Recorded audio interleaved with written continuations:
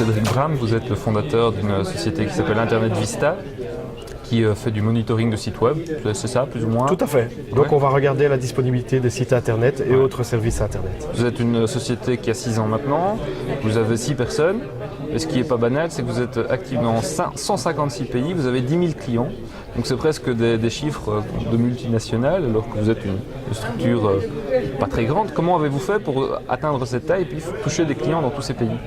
Alors c'est clair, on a misé à fond sur Internet, puisque Internet n'a pas de frontières.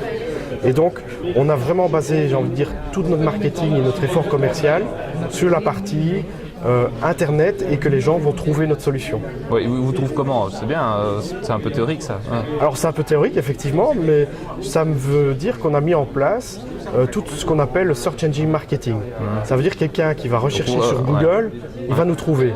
Ça veut dire quoi? Ça veut dire qu'on a travaillé notre site pour être bien positionné, pour avoir un contenu intéressant. On a travaillé. Il est intéressant à quel niveau? Par rapport aux informations qu'on apporte et dans notre cœur de métier évidemment. On ne va pas parler de la culture des bananes alors qu'on fait du monitoring.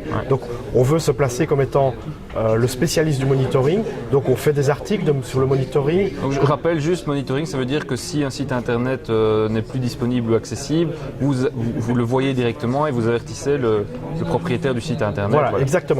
Donc nous avons une plateforme qui est répartie sur des réseaux complètement différents, qui va vérifier à intervalles réguliers qu'un site fonctionne. Si ça ne fonctionne pas, on va pouvoir envoyer un SMS, un email ou d'autres choses pour prévenir le plus vite. Donc vous êtes accessible, visible dans tous ces pays simplement parce que vous apparaissez dans la fenêtre de réquisition Google, dans les résultats Google quand on tape certains types de mots-clés. C'est simplement exactement, ça. Exactement. Et vraiment le marketing est basé là-dessus. Et je pense que c'est le point le plus important, en tout cas dans la première démarche qu'on a voulu prendre. Et le premier modèle business qu'on a mis en place, c'est ça.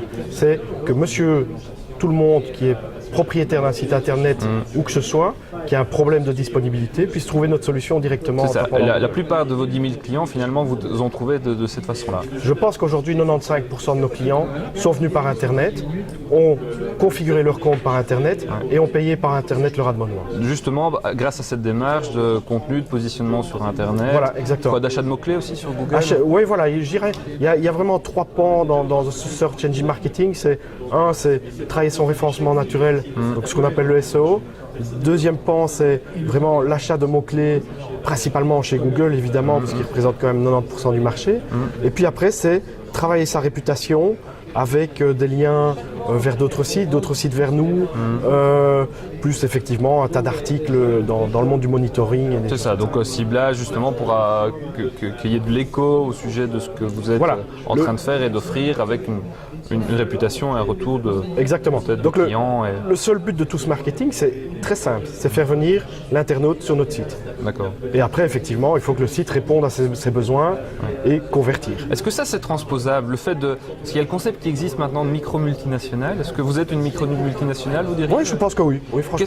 Est-ce que c'est transposable dans n'importe quel type d'activité, vous diriez? Ou bien c'est vraiment spécifique, c'est pour certains types de métiers liés au web et qu'on peut pratiquer à distance, point. Je pense que c'est transposable dans pas mal de métiers.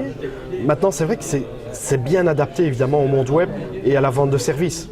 Mais qu'on vende du service de monitoring, qu'on vende un service qui va permettre de faire de l'échange de données, ou qu'on vende peut-être parfois du conseil, j'ai l'impression qu'aujourd'hui, le marché est là pour pouvoir internationaliser directement via le web. Même si on ne maîtrise pas 156 langues liées à 156 pays. Voilà, nous on est clairement par exemple basé sur 4 langues, qui sont effectivement 4 langues qu'on pratique usuellement dans la société, donc qui permet d'avoir une conversation. L'anglais, le français, l'espagnol. Et le néerlandais, qui nous permet effectivement d'avoir une communication de A jusqu'à Z. Donc aussi bien le site internet que derrière le support et l'ensemble des alertes par exemple qui sont envoyées dans la langue choisie par l'utilisateur. Potentiellement, c'est clair qu'on peut aller vers d'autres langues. C'est pas un frein technique, c'est plus un frein, on va dire, organisationnel dans ce cas-là.